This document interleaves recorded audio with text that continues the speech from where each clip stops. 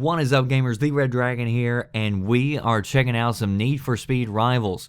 So, this game actually has a few different elements built into it that haven't been around in past Need for Speed games that I've played. So I thought I would kind of go through and show you an overview of the game and kind of what to expect, because I'm sure some of you are going to be picking this up for Christmas.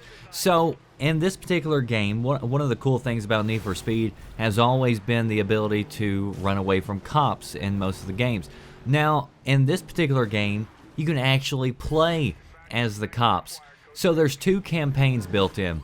You can play either as the racer and you can run away from the cops and you can race up against other racers, or you can play the cop campaign and go through and then you are trying to bust up the racers. And you have all the different tools at your disposal that would normally be seen in the real game. So you can lay down spike strips, you can call in, roadblocks up ahead if you want to, and so it's pretty cool.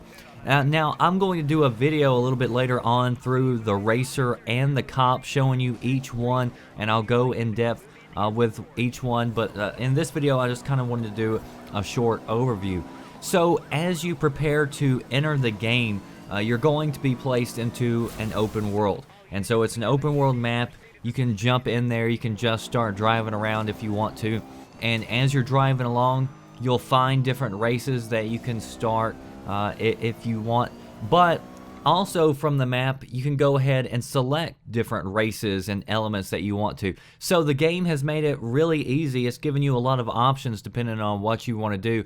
And this one makes it a lot faster, I think, than some of the other ones that I've played, to get in and start racing, because that's usually just what I do. I just want to jump in and start racing.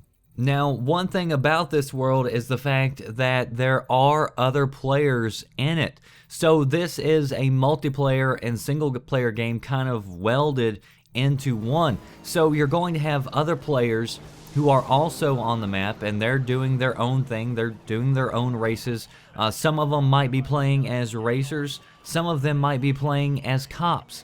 And so what happens is you can be in your own little world. You can be playing and versing AI bots or whatever else like you normally would in a single player campaign, but you can also challenge real people in the world that you come across, or they could even come across and start interacting with your world whether they're in your race or not. So for instance, if you're playing a race and somebody else is a cop, they could be driving by and turn on their lights and start chasing you and try to take you out.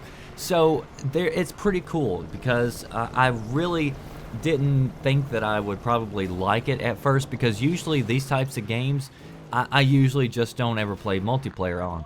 I don't know why, but I usually like to play the Need for Speed games on single player. But this definitely is one way to work in the multiplayer, and it actually worked out quite well. And usually, if I don't want to deal with anybody, I can usually just go to a part of the map and put it down where there's nobody really in that location.